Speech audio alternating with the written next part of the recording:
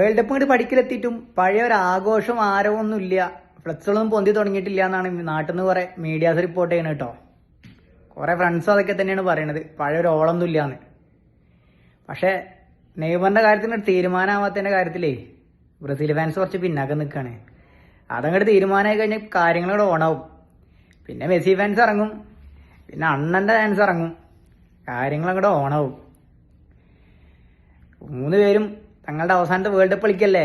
ഈ world cup അല്ലാതെ നമ്മൾ പിന്നെ ഏത് വേൾഡ് കപ്പാ സെലിബ്രേറ്റ് ചെയ്യാ? പിന്നെ ഇംഗ്ലണ്ടിനും ജർമ്മനിക്കും സ്പെയിനിന്റെ ഒക്കെ ഫാൻസ് പഴയ പോലെ പവറില്ല. ടീമിനോടൊന്നും വലിയ ആരാധനയും ഇന്റിമസിയും സ്നേഹമൊന്നുമില്ല. പിന്നെ ഇതൊക്കെ കൊണ്ടാടി നടന്നിരുന്ന കുറെ പേര് ഇപ്പൊ നാട്ടിലില്ല.